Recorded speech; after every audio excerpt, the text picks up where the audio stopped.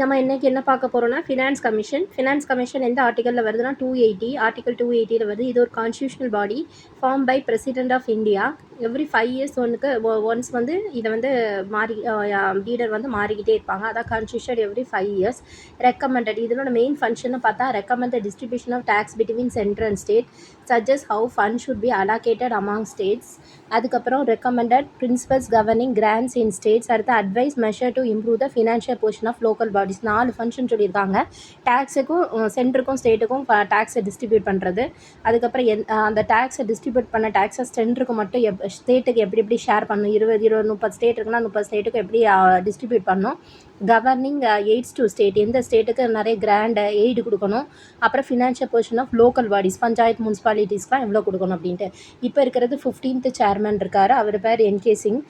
இது வரைக்கும் 15 சேர்மன் வந்திருக்காங்க. இது எப்படியே வச்சுருக்காங்கன்னா நியூவாக ஒரு பொண்ணு வருது. அந்த பொண்ணு சந்தனம் வச்சுருக்கு. அதை பார்க்குறாரு ராஜா. தியாகம் பண்ணாதான் இந்த மாதிரி ஒரு பொண்ணு கிடைக்கும். ஆனால் இல்லைன்னா ரெட்டி மாதிரி பெரிய ஆளாக இருக்கணும்.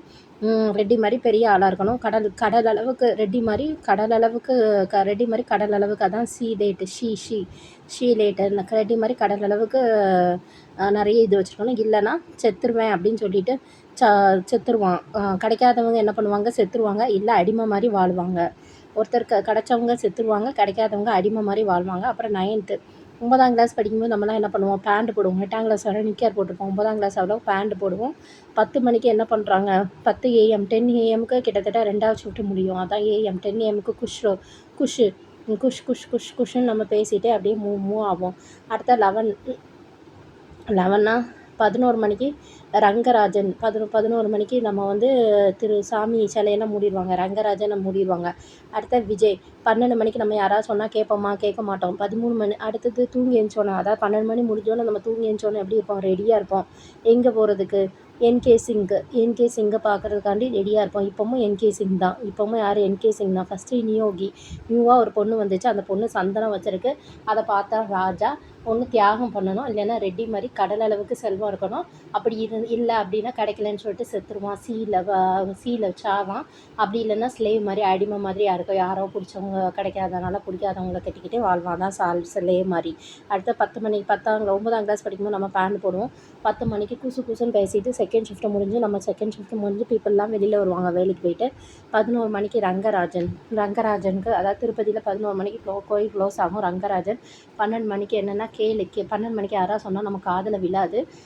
13th வந்து என்னென்னா ரெடி ஆகும். 12 மணிக்கு முடிஞ்சோன்னா நம்ம காலையில் எழுந்தோன்னே ரெடி ஆகும். எப்படி பாத்ரூமில் குளிச்சுக்கு பாட்டு பாடிட்டே குளிப்பான் தான் சிங்கு.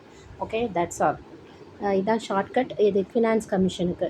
இந்த ஷார்ட்கட்டை ஞாபகம் வச்சுக்கோங்க. இது ஒரு constitutional body form by president of India. 5 years constitution ஆகும். சென்ட்ருக்கும் ஸ்டேட்டுக்கும் இடையில இந்த டிஸ்ட்ரிபியூஷன் நடக்கும். அதுக்கப்புறம் டேக்ஸை வந்து எவ்வளோ டேக்ஸ் வந்து ஸ்டேட்டுக்கு கொடுக்கணும், எவ்வளோ டேக்ஸை வந்து சென்ட்ருக்கு கொடுக்கணும் அப்படிங்கிறத டிஸ்ட்ரிபியூட் பண்ணோம். அதுக்கப்புறம் அதுலேருந்து லோக்கல் பாடிஸ்க்கு பஞ்சாயத்துக்கு எவ்வளோ பிரிக்கணும் அப்படிங்கிறது இதான் பண்ணோம். அப்புறம் எய்டு இன்னும் நிறைய எய்டு தேவைன்னா அதுக்கும் இதுதான் யூஸ் ஆகும். இதுதான் ஃபினான்ஸ் கமிஷன் பற்றி உள்ளது.